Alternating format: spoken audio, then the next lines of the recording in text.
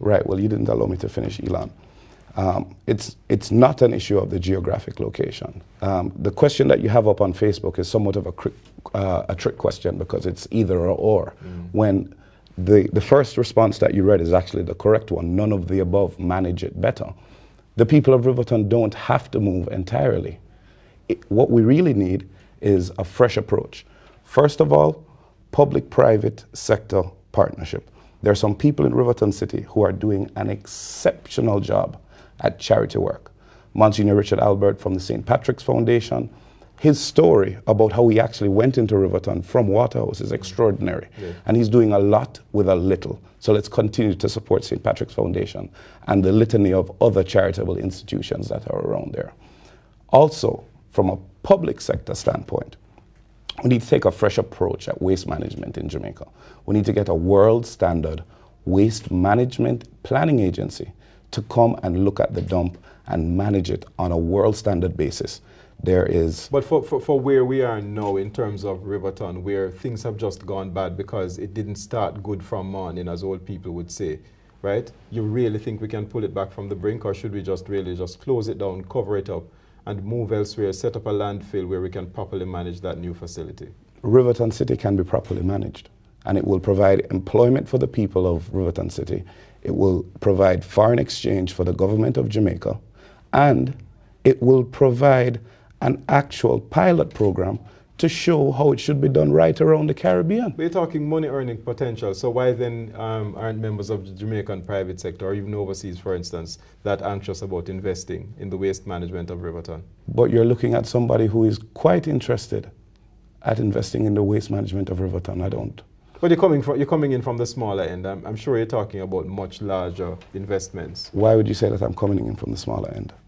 Because you're not really going into, say, the NSWMA with any kind of grand master plan with a lot of millions, if not billions of dollars that it will take to manage such a facility. Let's face it, it will take a lot of money in terms of capital.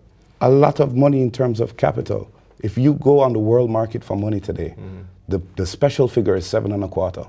7.25% with a great business plan will get you all the money you need. This is a profitable enterprise that can happen in Riverton City. And you'd want to talk about solution.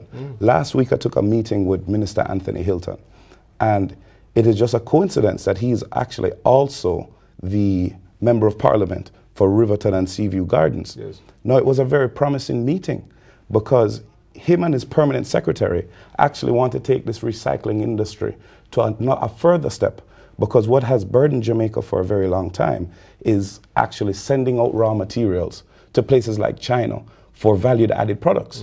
So if we go one step further in the recycling process in Jamaica, no, this is just absolutely groundbreaking stuff. Now I want to talk to you a little bit about my dream as well. I know, before you go there though, you're talking about turning a negative into a positive. There's the waste to energy project that has been bandied about for some time now. Yes. How do you see it fitting into all of that? Yes, waste to energy can make money and provide employment as well. But let's keep the environment in mind, right?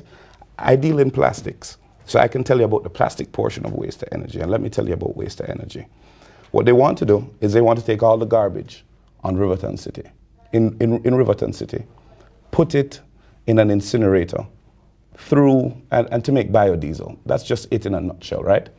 Now, the plastic going into the incinerator, although the emission from the incinerator isn't as harmful as, obviously burning it just out in public. The fact that you're burning the plastic in waste for energy means that plastic needs to be manufactured instead of it being recycled. Now remember that plastic is actually a petroleum-based product, so it's tied to the price of oil. Why would we have a program that is going to increase the usage of oil? All you need to do, I can only speak from the plastic perspective here, out of an abundance of caution, sort the plastic out of Riverton City, recycle it, and still do waste management, waste to energy.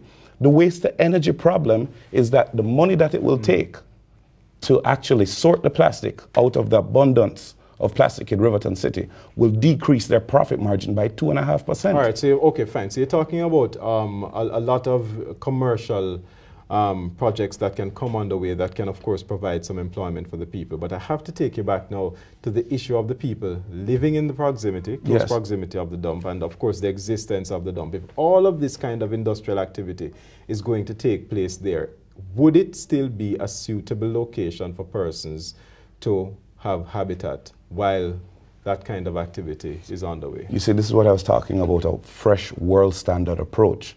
What world standard waste management planning agencies do is that they come into Jamaica and they say, okay, Riverton landfill is 25 acres big. 100 acres, just over 100. 100 acres big if you're including the Seaview section, because it actually spans over into Seaview as well. Now, what they will do is that they will run a plan of how to sort the dump, and then what they're going to do is actually say nobody should be living within X. And X is a distance. Yes. 1.5 miles, 2.5 miles, 3.5 miles. So basically, only a small portion, those who are in the actual vicinity of the toxins that come out, because the reason why the fire starts is because garbage actually produces methane gas. Yes, right. And the management of the methane gas actually combusts and starts the fire.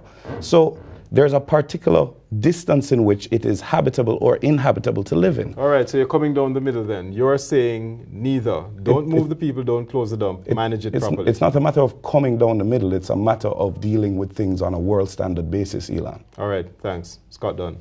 Thank you very much for the information. Thank you for having me. All right, that's it for Settle the Score this evening. The score on the screen right now. Let me cheat it a bit. 61% of you say move. 39% of you say close the dump. All right, that's it for Live at 7, Supreme Ventures Draw right now.